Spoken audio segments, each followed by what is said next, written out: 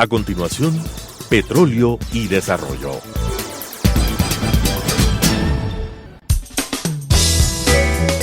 Clasificación B, bajo supervisión de un adulto.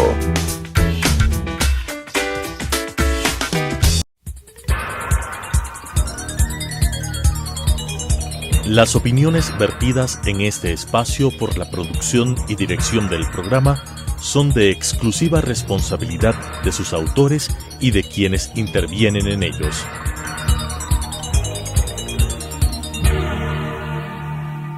Telesucesos Canal 29 UHF presenta Petróleo y Desarrollo, conducido por Henry Llanes, especialista en temas hidrocarburíferos y en los ámbitos de la política, la legislación, la contratación y la política económica. Petróleo y Desarrollo. Saludos cordiales a la audiencia. Estamos en un nuevo programa de Petróleo y Desarrollo y en este día vamos a tratar el tema sobre la reforma petrolera y la crisis energética a nivel internacional.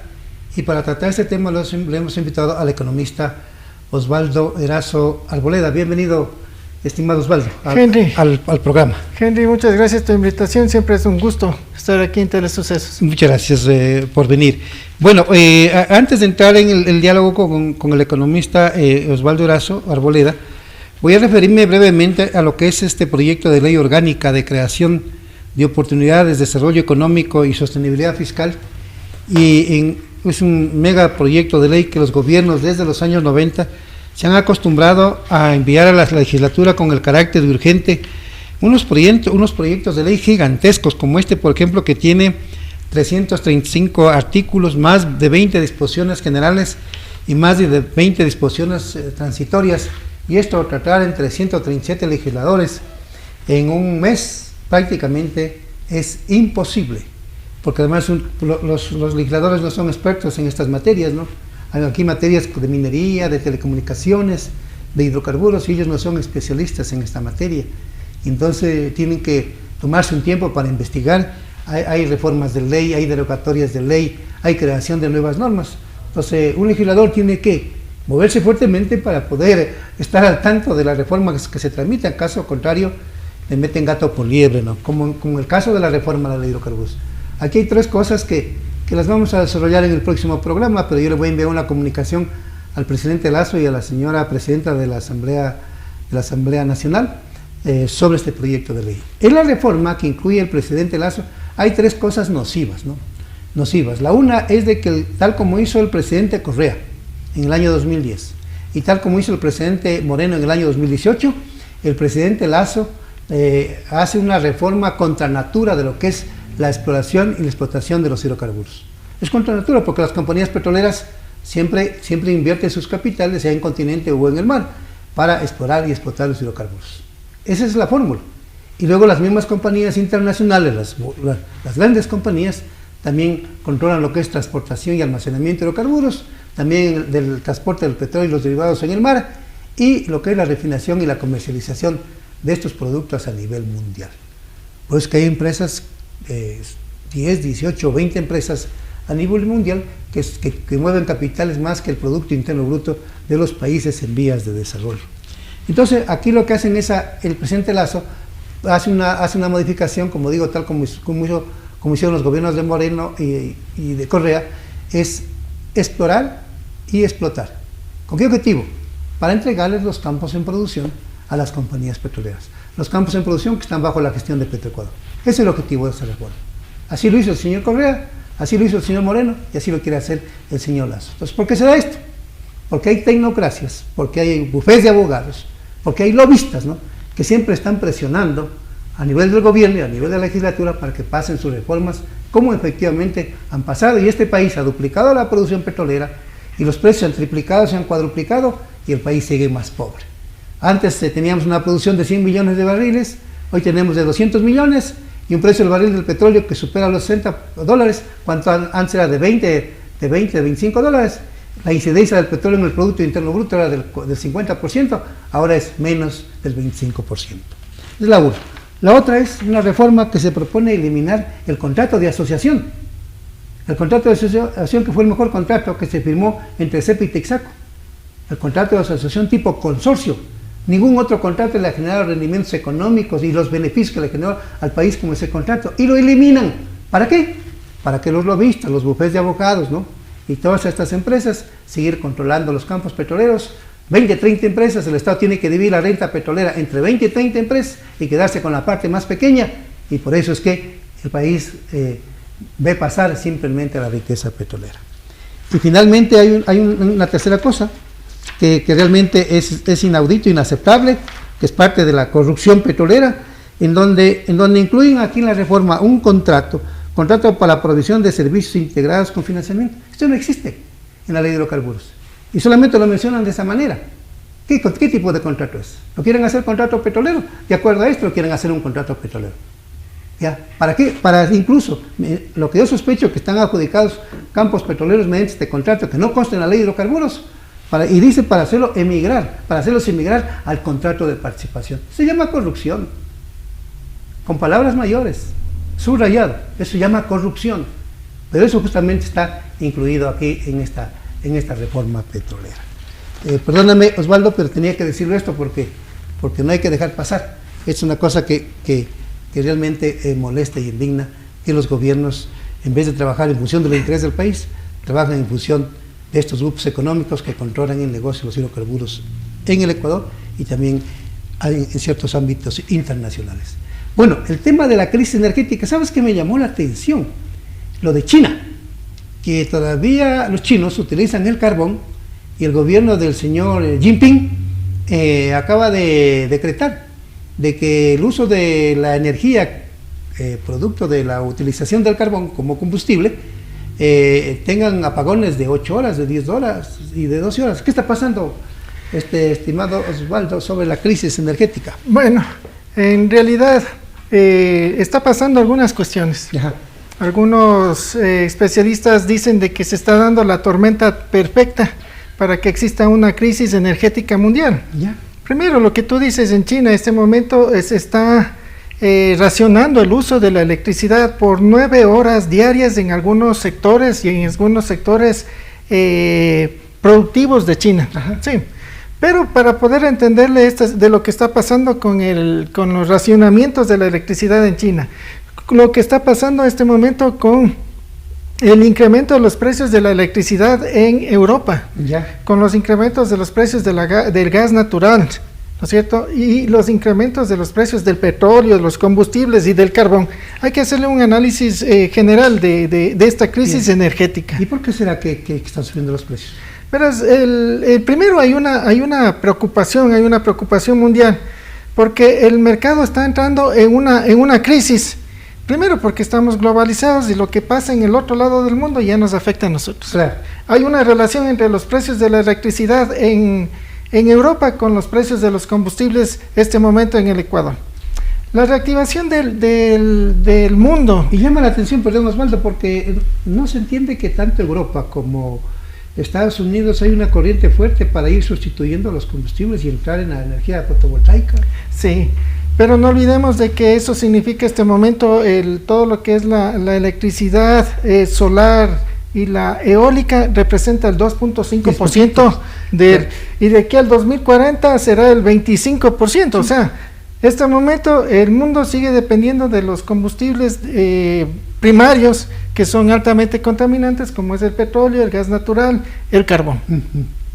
Este momento, ¿qué es lo que está pasando con el gas natural? Hay una escasez. ¿Qué fue lo que pasó? El invierno en el 2020 fue más fuerte de lo que se esperaba. Sí. Y las reservas de los países europeos, chinos y asiáticos, Rusos. gastaron mucho de sus reservas de gas natural para generar electricidad. Calefacción, alumbrado público. Alumbrado público, todo lo que se necesita con el gas natural. El gas natural se triplicó el precio en los últimos meses. Ya, 3 veces. Y estamos hablando de que el equivalente en energía de petróleo Sí. Es como que fuera el barril del petróleo en $190. Casi o sea, 200. o sea, algo que no se ha visto en la historia del mundo. Cuando siempre el gas natural fue a menos precio que el petróleo. Claro, siempre fue a menos precios, claro. pero por la demanda, te das cuenta lo que es la oferta y demanda que alguna vez conversábamos. Es más del 100%, ¿no? Este rato hay una gran demanda del gas natural. Y esta baja de las reservas de gas natural hizo de que Europa, que normalmente entraba al invierno con un 91-92% de sus reservas llenas, este momento está con apenas de 72%. Sí. Y súmale eso de que China también está con problemas de gas natural, que necesita gas natural y sus empresas están buscando lo que es energía. Entonces, esta gran demanda, tremendo, ¿no? con la oferta que está, Estados Unidos está produciendo al límite de su capacidad. ¿Cuáles están ellos? ¿Estamos hablando de petróleo y gas o solo de gas? Ahorita solo de gas. Ya vamos a hablar del petróleo. Los norteamericanos, ¿con cuánto están ellos produciendo de la demanda mundial en gas?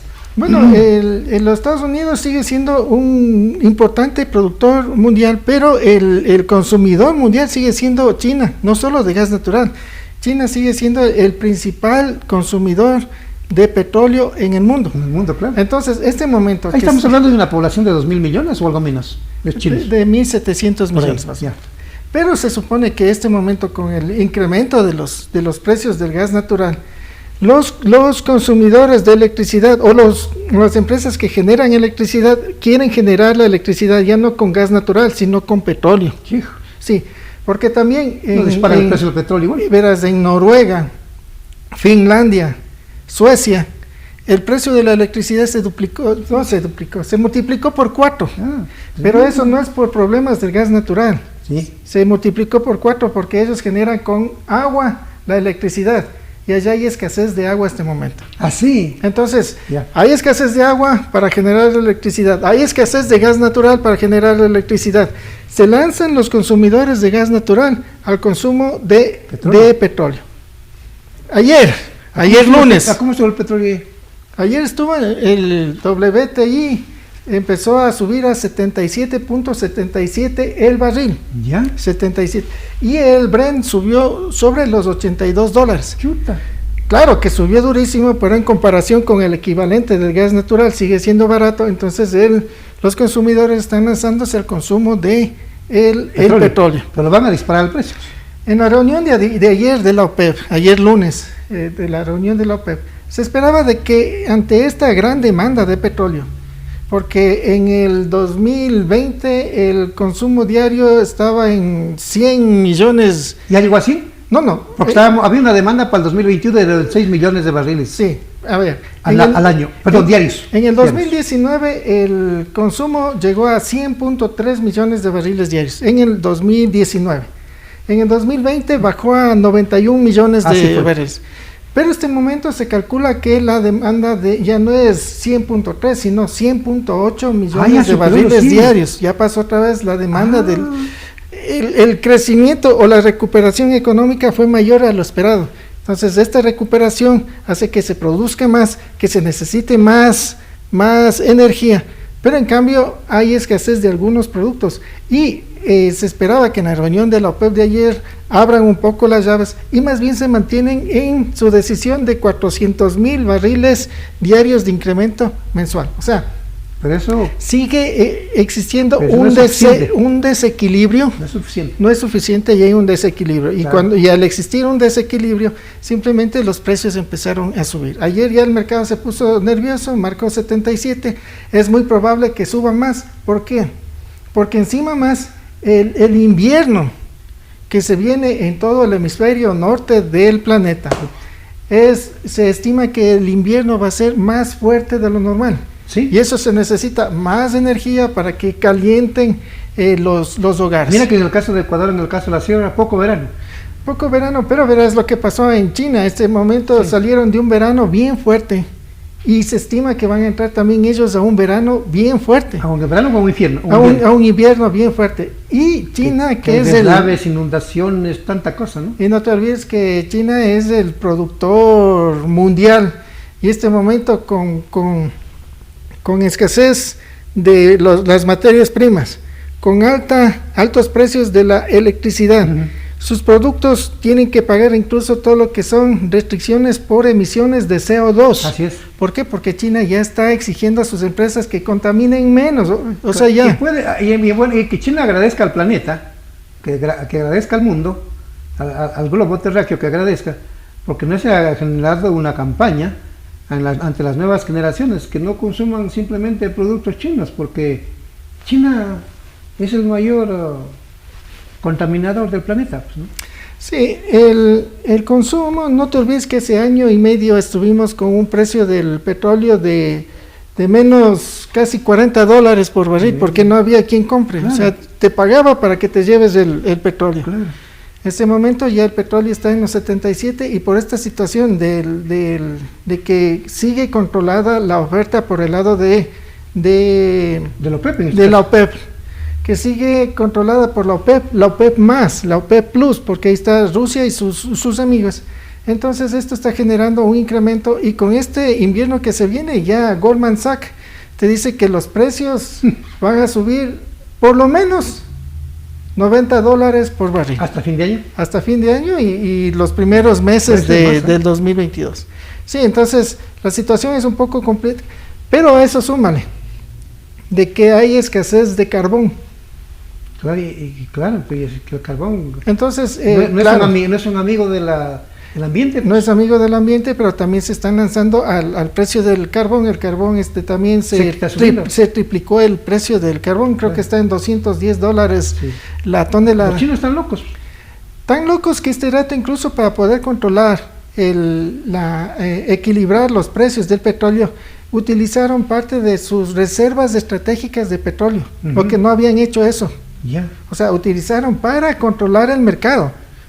Ve, las reservas de lo que pasa, por ejemplo, en los Estados Unidos, las reservas del petróleo ellos lo utilizan solo para en caso de guerra, claro, cuando hay un desabastecimiento brutal.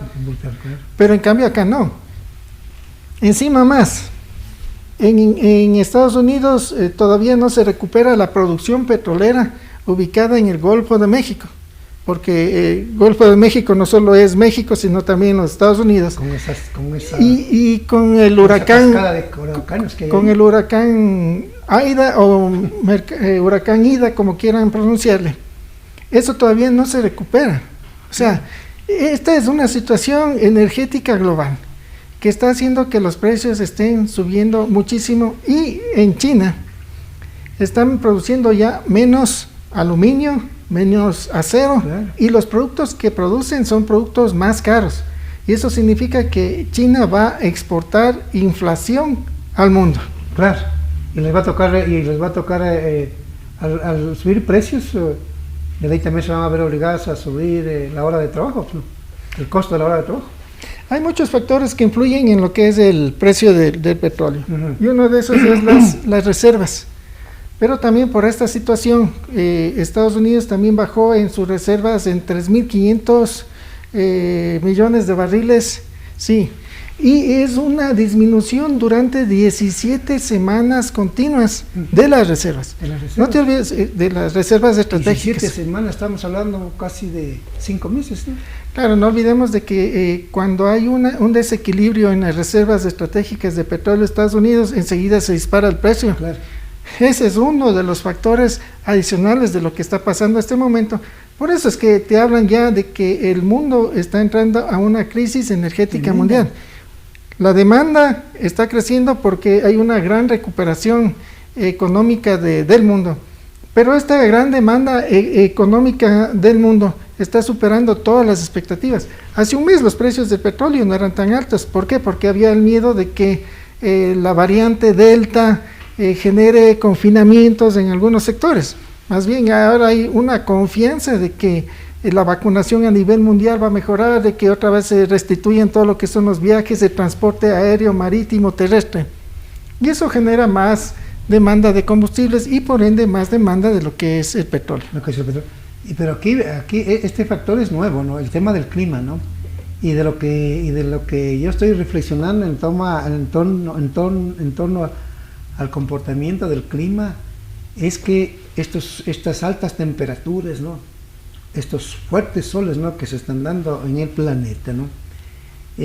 Más bien lo que motiva es una mayor humedad en la atmósfera, y los meteorólogos, la gente que estudia el clima, deberían hacer un esfuerzo de realizar estudios, no como de manera tradicional o mecánica como nuestros meteorólogos dicen, no, porque dice vienen unos vientos, unas corrientes de aire de la Amazonía, y entonces dice se están produciendo el cambio de las temperaturas, de la pluviosidad, pero el planeta requiere de otro tipo de explicación de esta variación del clima. Hay problemas de clima, los huracanes, hay problemas de clima, falta de agua para producir electricidad en Noruega, hay problemas del clima y todo más, o sea, y hay que tomar una concientización no solo de la producción petrolera, sino también de lo que es el cambio climático y la necesidad de la discusión de una economía postpetrolera. Ya, ahí te quiero hacer un paréntesis.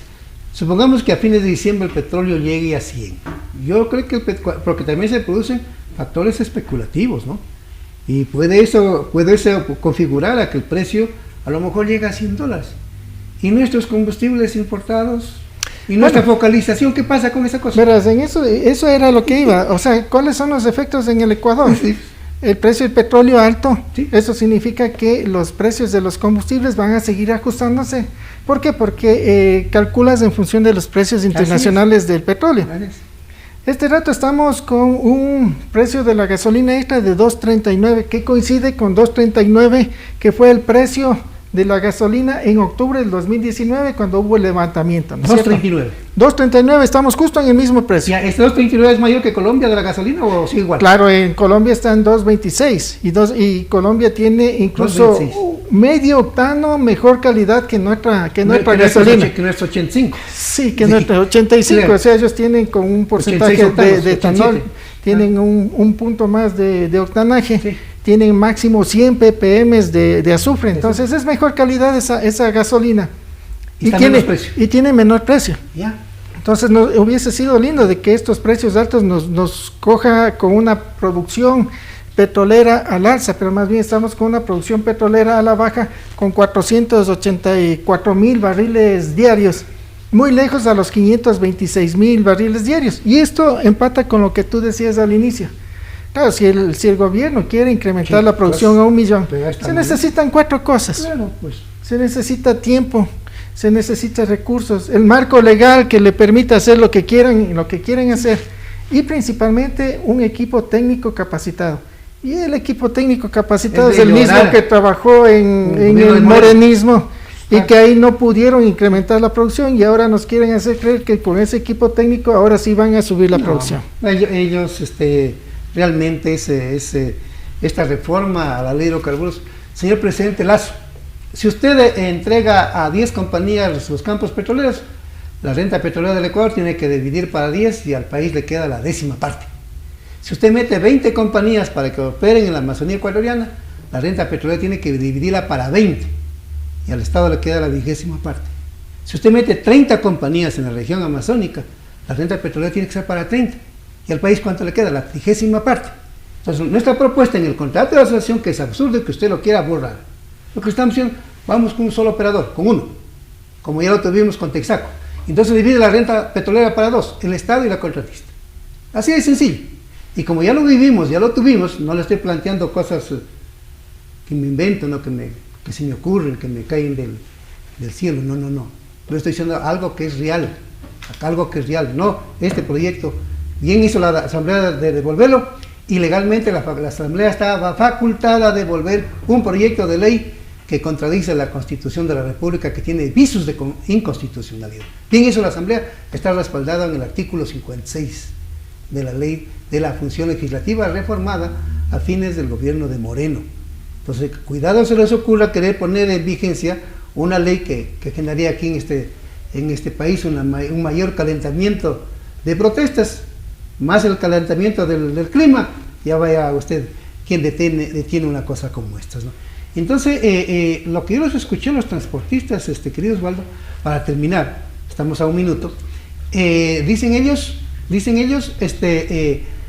focalización no existe. y lo podríamos dejar este tema para tratarlo en el próximo programa, Va a ser un gusto, Henry. para el tema de la focalización.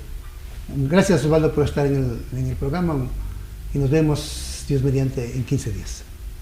Hasta pronto. Las opiniones vertidas en este espacio por la producción y dirección del programa son de exclusiva responsabilidad de sus autores y de quienes intervienen en ellos.